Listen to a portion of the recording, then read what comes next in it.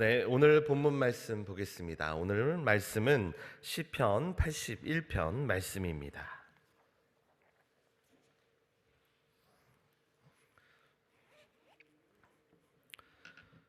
네, 오늘 말씀은 시편 81편 말씀입니다. 시편 81편 하나님의 말씀을 우리 다 같이 합독하시겠습니다. 우리 능력 되신 하나님께 높이 노래하며 야곱의 하나님께 즐거이 소리할지어다. 시를 읊으며 소고를 치고 아름다운 수금에 비파를 아우를지어다. 월삭과 월망과 우리의 절일에 나팔을 불지어다. 이는 이스라엘의 율례요 야곱의 하나님의 규례로다. 하나님이 애굽 땅을 치러 나가시던 때에 요셉의 족속 중에 이를 증거로 세우셨도다. 거기서 내가 알지 못하던 말씀을 들었나니 이르시되 내가 그 어깨에서 짐을 벗기고 그 손에서 광주리를 놓게 하였도다. 내가 고난 중에 부르짖음에 내가 너를 건졌고 뇌성의 은은한 곳에서 내게 응답하며 무리바 물가에서 너를 시험하였도다. 내 백성이여 들으라. 내가 내게 증거하리라. 이스라엘이여 내게 듣기를 원하노라. 너희 중에 다른 신을 두지 말며 이방 신에게 절하지 말지어다. 나는 너를 애굽 땅에서 인도하여 낸 여호와 내 하나님이니 내 입을 넓게 열라 내가 채우리라 하였으나 내 백성이 내 소리를 듣지 아니하며 이스라엘이 나를 원치 아니하였도다. 그러므로 내가 그 마음에 강팍한 대로 버려두어 그 임의대로 행케 하였도다. 내 백성이 나를 청종하며 이스라엘이 내 도 행하기를 원하노라. 그리하면 내가 속히 저희 원수를 제어하며 내 손을 돌려 저희 대적을 치리니 여호와를 하나는 자는 저에게 복종하는 채할지라도 저희 시대는 영원히 계속하리라.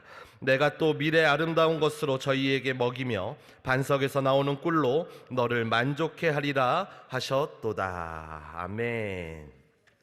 네, 오늘 효와 행복은 104페이지에 있습니다. 10월 20일자 104페이지에 있습니다.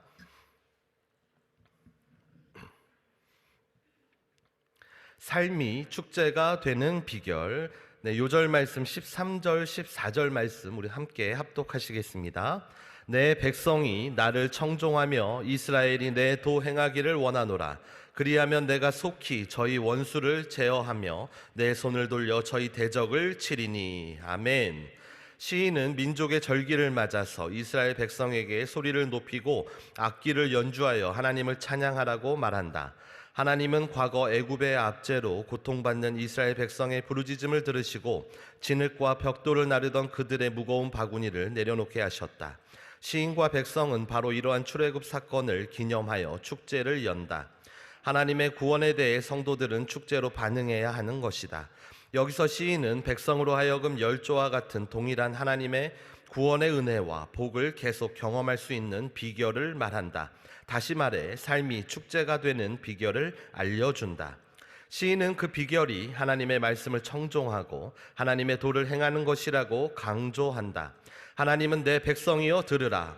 내게 듣기를 원하노라 라고 말씀하신다. 하나님은 말씀에 순종하며 말씀대로 살아가는 자에게는 대적을 물리쳐 주시고 밀과 꿀로 먹여주시며 형통한 삶을 살게 하신다. 그러나 불순종하는 자는 잘못된 인생을 살도록 내버려 두신다.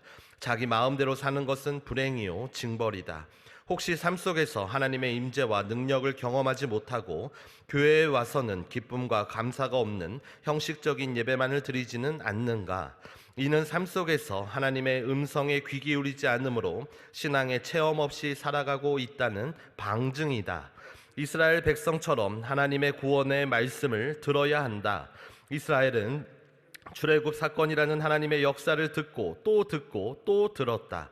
듣는 것에 그치지 않고 외웠다. 우리는 구원의 복음인 예수님의 말씀을 듣고 또 들어야 한다. 시인처럼 가족, 친척, 친구, 이웃에게 복음을 전해야 한다. 그리할 때 우리 삶이 구원의 축제가 된다. 아멘. 할렐루야, 할렐루야. 오늘도 참 좋은 날입니다. 성령으로 충만하시길 바랍니다. 네, 오늘은 우리가 함께 봉독한 시편 81편의 말씀으로 함께 은혜를 나누고자 합니다. 효와 행복의 제목은 삶이 축제가 되는 비결입니다. 어제 읽은 80편에 이어서 계속해서 우리는 아삽의 시를 읽고 있습니다. 아삽이 누구입니까? 레위 지파 찬양대 족장 중에 한 사람이었고요. 다윗과 솔로몬 시대의 찬양 봉사자로 활동했던 사람이었고, 그의 후손들도 계속해서 찬송하는 일을 맡게 되었던 인물입니다. 아삽은요, 단순히 찬송만 하는 사람은 아니었습니다. 역대하 29장 30절에 보니까요, 다윗과 선견자 아삽의 시로 여호와를 찬송하게 하매라고 기록하고 있습니다. 누구라고요? 선견자 아삽이라는 것이죠. 아삽은요, 곧 하나님의 계시를 받는 자임을 분명히 말씀하고 있는 것입니다. 그러므로 아삽의 시는요, 하나님의 계시가 담겨 있는 하나님의 말씀인 것입니다. 본시 시편 81편은 축제와 연관된 하나님의 말씀을 담은 시입니다. 시의 탄생에 대해서는 먼저 유대인 전통에 따라서 아삽이 신년을 기념하기 위해 지었다고도 하고요. 또 시에 등장하는 소고, 수금, 비파, 나팔 등의 악기들을 근거로 초막절 축제를 앞두고 지은 시다라고도 합니다. 또한 이에 대해서 어떤 신학자들은 그 축제가 초막절이라기보다는 유월절이다라고 주장하기도 합니다. 왜냐하면 출애굽 사건이 기록되어 있기 때문이죠. 동기야 어떻든 간에 이 시는요, 그 시편의 분류상으로는 지혜의 시에 해당이 되고, 출애굽 당시 이스라엘 백성들이 불순종했던 사실, 또 그와 같은 역사를 상기시키면서 하나님께 온전히 순종하는 것이 가장 큰 축복임을 강조하고 있습니다. 오늘의 시를 내용상 구분해 보면 네 부분으로 나뉠 수가 있습니다. 1절부터 4절은요, 하나님을 찬미하고 절기를 지킬 것에 대한 권면의 내용이 담겨 있고요. 5절부터 7절에는 출애굽 은혜의 회상을 담고 있고, 8절에서 12절은 하나님의 순종에 대한 요구와 약속, 그리고 백성들의 불순종과 그 결과가 어떠했는지에 대해서 말씀하고 있으며, 13절부터 마지막 절인 16절까지는 재차 하나님의 순종에 대한 요구와 약속이 담겨 있습니다. 오늘은 우리 시편을 한번 자세히 보겠습니다. 먼저 1절부터 4절입니다. 제가 다시 한번 봉독하겠습니다. 우리 능력 되신 하나님께 높이 노래하며 야곱의 하나님께 즐거이 소리할지어다. 시를 읊으며 소고를 치고 아름다운 수금의 비파를 아우를지어다. 월삭과 월망과 우리의 절일에 나팔을 불지어다. 이는 이스라엘의 율례요 야곱의 하나님의 규례로다. 이 시상에서는요, 명절 절기가 등장하고 있고 여러 가지 악기가 등장하고 있고요, 즐거이 소리할지어다 이와 같은 묘사된 내용들이 있어서 그저 밝은 분위기 가운데 하나님을 찬송하고 즐기는 그와 같은 분위기가 연상이 되지만 사실은 그렇지가 않습니다. 단순히 흥겹고 밝은 축제만을 묘사하고 있는 것이 아닙니다. 우리를 향한 하나님의 엄중한 명령이 담겨 있고, 그 말씀을 오롯이 따를 때 주어지는 축제의 삶에 대해 말씀을 전하고 있는 것입니다. 1절 말씀을 다시 한번 봉독해 보겠습니다. 우리 능력 되신 하나님께 높이 노래하며 야곱의 하나님께 즐거이 소리할지어다. 시인은요, 명절의 축제 가운데 그 흥겨움에 취해서만 하나님을 찬양할 것이 아니라 하나님께서 우리의 능력이 되시고 우리의 구원자가 되시니 우리는 때를 얻든지 못 얻든지 항상 하나님을 찬양해야 함을 선포하고 있습니다. 4절 말씀과 같이 이것이 이스라엘의 율례요 야곱의 하나님의 규례라는 것입니다. 그러므로 찬송하지 않는 삶을 사는 이스라엘 백성을 향한 엄중한 경고의 말씀을 전하고 있는 것이고, 하나님의 백성이 하나님의 백성답게 하나님께 충실한 삶을 살아가는 것은 바로 우리의 능력이 되시고 우리의 구원이 되시는 하나님을 찬송하는 삶에 있다는 것을 전하고 있는 것입니다. 이어서 6절에서 7절 말씀을 보시면요, 하나님이 베풀어 주신 은혜를 다시 한번 회상시키고 있습니다. 이르시되 내가 그 어깨에서 짐을 벗기고 그 손에서 광주리를 놓게 하였도다. 내가 고난 중에 부르짖음에 내가 너를 건졌고 뇌성의 은은한 곳에서 내게 응답하며 무리바 물가에서 너를 시험하였도다. 이스라엘 백성들이요, 그 애굽의 압제 가운데서 강제로 노역을 할 때 진흙과 벽돌을 옮기기 위해 사용되었던 도구가 바로 광주리입니다.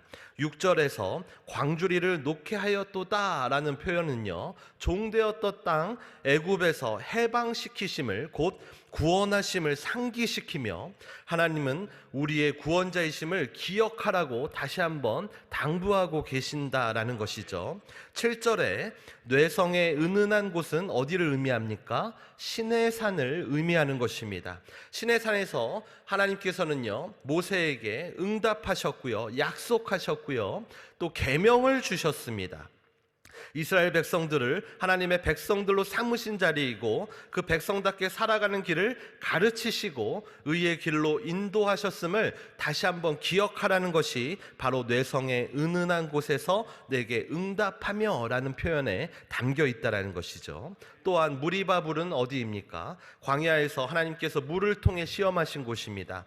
이스라엘 백성들이 마실 물이 없어지자 애굽에서 이끌어낸 것을 오히려 되려 원망하며 차라리 종으로 살 때가 나았다라고 아우성을 친 사건이 있었습니다. 이에 하나님께서는 모세를 통해 반석에서 물이 솟아나게 하심으로 그들의 갈증은 채워주셨지만 믿음이 없이 원망함을 인하여 하나님의 거룩함을 막았으니 너희는 약속된 땅에 들어가지 못하게 될 것이다 라고 말씀하신 곳이 바로 무리바 물가라는 것이죠. 광주리를 통해서요, 뇌성의 은은한 곳을 통해서요, 무리바 물가를 통해 회상케 하신 것은 무엇입니까? 바로 구원하신 하나님, 또 약속하신 하나님, 그리고 패역한 백성들에 대해서 진노하시는 하나님입니다. 계속되는 8절부터는요, 지금까지의 말씀에 자연스럽게 이스라엘 백성들에게 다시금 명령하시며 요구하시는 하나님의 말씀이 담겨 있습니다. 8절부터 12절 말씀 제가 다시 한번 봉독하겠습니다. 내 백성이여 들으라, 내가 내게 증거하리라. 이스라엘이여 내게 듣기를 원하노라. 너희 중에 다른 신을 두지 말며 이방 신에게 절하지 말지어다.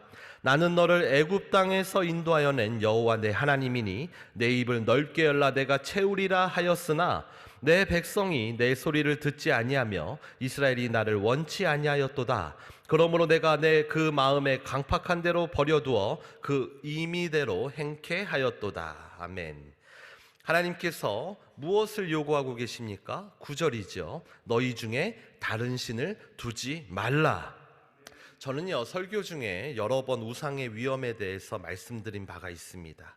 이방신이다, 우상이다라는 것은요, 어떠한 형태를 지닌 단순한 형상을 의미하는 것만은 아닙니다. 그러므로 우리가 어떠한 형상을 만들어 놓고 섬기지 않았으니까 나는 이방신을 섬긴 것도 아니고 우상을 섬기는 것도 아니다라고 생각하신다면 잘못 생각하고 계시는 것이라는 거죠.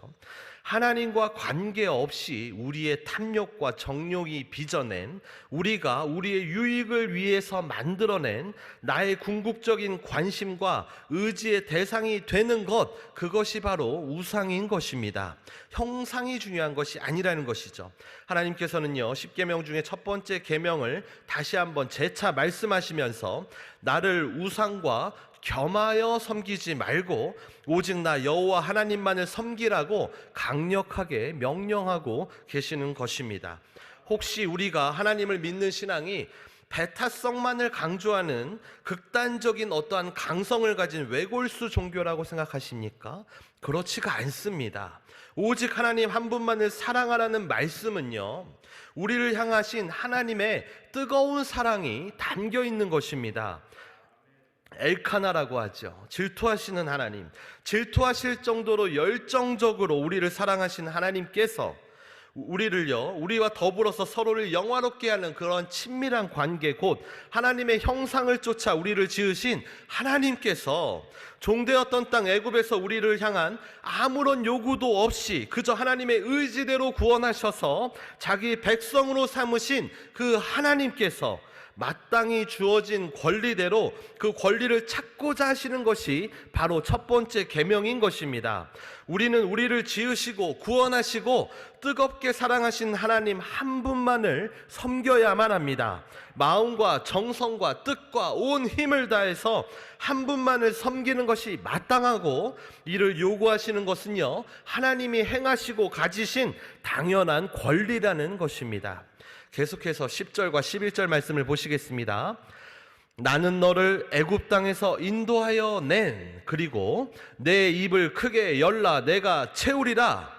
이 말씀은요, 앞서 말씀하신 구원을 회상케 한 광주리를 놓게 하심과 신의 산 언약과 계시를 회상케 했던 뇌성의 은은한 곳에서 응답하심을 연상시키면서 대비를 이루고 있지요. 11절에 내 백성이 내 소리를 듣지 아니하며 이스라엘이 나를 원치 아니하였도다. 이 말씀은 어떻습니까? 무리바 물가에서의 시험과 대비를 이루고 있습니다. 이스라엘 백성들의 패역을 연상시킵니다. 구원하시고 친밀한 언약 관계를 맺으셨음에도 불구하고 패역한 백성들을 향한 하나님은 그들을 향해 어떻게 대하셨습니까? 12절 말씀이죠. 그러므로 내가 그 마음에 강팍한 대로 버려두어 그 임의대로 행케 하였도다. 강팍한 대로 버려두었다라는 것은요, 하나님께서 불순종하던 자들을 눈먼 그대로 내버려 두셨다라는 것입니다. 하나님의 계시와 진리의 빛이 임하지 않고 눈먼 자로 살아가는 그들은요, 어땠겠습니까? 멀리 내다볼 수가 없었습니다. 결국 그들은 어떻게 살았겠습니까? 그들의 생각대로, 임의대로 살았다라는 것이죠. 그들은 적들과 기근에 둘러싸여서 점점 파멸로 치닫고 있었다라는 것입니다. 파멸로 치닫고 있는 그들에게 하나님께서는요, 다시 한번 명하십니다. 13절부터 16절까지 말씀입니다. 내 백성이 나를 청종하며 이스라엘 백성이 내 도 행하기를 원하노라. 그리하면 내가 속히 저희 원수를 제어하며 내 손을 돌려 저희 대적을 치리니 여호와를 한하는 자는 저에게 복종하는 자일지라도 저희 시대는 영원히 계속하리라. 내가 또 미래 아름다운 것으로 저희에게 먹이며 반석에서 나오는 꿀로 너를 만족해 하리라 하셨도다. 아멘.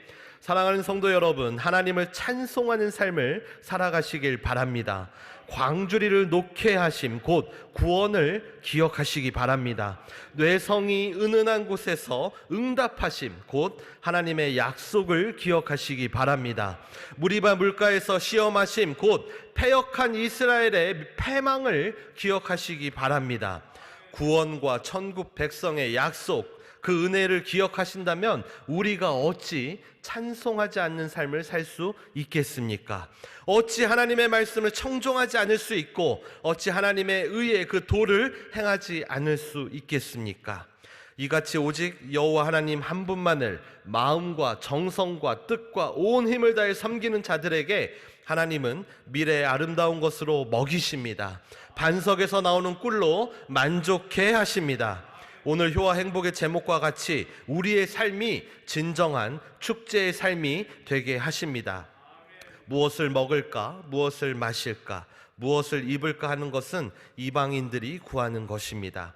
우리를 구원하시고 자녀와 또한 백성 삼으신 하나님의 율법과 규례대로 그의 나라와 의를 구하는 삶을 살아가며 무엇보다 감사의 찬송을 올려드릴 때 하나님께서는 우리의 필요를 능히 넘치도록 채우시며 먹이시며 만족해 하시며 세상에서 볼 수 없는 하나님 나라의 축제의 삶을 살아가게 하실 것입니다.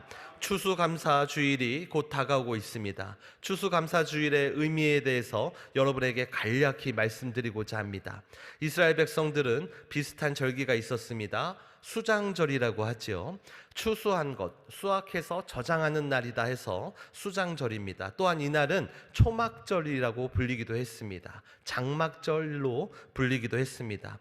초막절은 왜 초막절입니까? 광야에서 초막 가운데 살아가며 하나님의 공급하심과 인도하심을 받고 살았던 때를 기억하자라고 해서 그 시기가 되면 집에서 나와서 초막을 짚고 들어가서 일주일 동안 기거하는 것이 바로 초막절의 문화입니다. 이때 수장절이 함께 진행되었습니다. 추수감사절의 의미는 바로 여기에 있습니다. 하나님께서 우리를 공급하시고 먹이시고 인도하셨다라는 그 언약 관계에 보존하고 기억하는 것이 바로 추수감사주일의 의미입니다. 그저 추수한 것을 내가 거둬들인 열매를 감사하는 것이 아니고요. 우리 역사적으로 봐도 그렇습니다. 우리 추수감사주일은 1904년부터 진행이 되었는데, 그때 어떠한 장로님께서 그 장로연합회에 모여서 제안을 하십니다. 우리 조선 땅에 하나님의 복음을 주신 것을 우리가 감사하는 절기를 지킵시다 라고 해서 만들어진 것이 바로 추수감사절의 유래입니다. 처음에는 선교감사주일로 지켰다가 시간이 지나면서 가을 절기에 맞춰서 추수감사주일절로 그 절기의 명칭이 변경되었는데, 중요한 것은 우리가 그 의미를 잃어가고 있다라는 것이죠. 이 땅 가운데 하나님의 복음을 부흥케 하심, 또 우리를 하나님의 언약 백성 삼으심을 기억하는 날이 바로 추수감사주일이라는 것입니다. 우리에게 주신 열매 감사합니다. 그거 올려드리는 것도 좋습니다. 하지만 우리 가운데 믿음을 주시고 보존케 하심을 기억하며 감사해야 한다는 것이죠. 그 절기만 지켜서 감사합니까? 아닙니다. 오늘도 우리에게 믿음을 주셔서 주의 전에 나오게 하시고 주님 앞에 부르짖게 하시고 응답하시고 하나님의 놀라운 손에, 선하신 손에 도우심을 경험하게 하심을 기억하며 감사하는데 어찌 찬송하지 않을 수 있겠습니까? 어찌 불평할 수 있겠습니까? 근심할 수 있겠습니까? 낙심할 수 있겠습니까? 다툴 수 있겠습니까? 우리는 서로 격려하고 위로하여야 합니다. 겸손하게 하나님과 동행하라고 격려해야 되는 것이고요, 서로 사랑하자고 격려해야 되는 것입니다. 하나님의 은혜를 기억하고 하나님께 감사하자고 격려해야 되는 것이고, 하나님의 의의 길로 함께 걸어가자고 격려해야 되는 것입니다. 이것이 바로 축제의 삶입니다. 여러분 삶 가운데 하나님이 주시는 놀라운 축제의 삶이 늘 함께 하시기를 예수님의 이름으로 축원합니다. 기도하시겠습니다. 아버지 하나님, 감사합니다. 우리 삶 가운데 하나님의 구원의 역사를 통하여서 하나님의 자녀 삼아 주시니 감사합니다. 하나님의 백성답게 살아가도록 주의 계명을 주시고 그 계명대로 살아갈 수 있도록 성령이 우리의 생각과 마음을 주장하여 주시니 감사합니다. 우리가 그 구원의 은혜를 늘 기억하게 하여 주시옵시고 그 약속의 말씀을 늘 기억하게 하여 주셔서 항상 감사하며 찬송하며 주님이 주시는 것들로 만족하며 주님이 주신 은혜로 기쁨으로 충만한 축제의 삶을 살아가는 천국 백성이 되게 하여 주시옵소서. 우리 주 예수 그리스도의 이름으로 간절히 기도드리옵나이다. 아멘. 주기도문 하시겠습니다. 하늘에 계신 우리 아버지여, 이름이 거룩히 여김을 받으시오며 나라의 임하옵시며 뜻이 하늘에서 이룬 것 같이 땅에서도 이루어지이다. 오늘날 우리에게 일용할 양식을 주옵시고 우리가 우리에게 죄 지은 자를 사하여 준 것 같이 우리 죄를 사하여 주옵시고 우리를 시험에 들게 하지 마옵시고 다만 악에서 구하옵소서. 대개 나라와 권세와 영광이 아버지께 영원히 있사옵나이다. 아멘.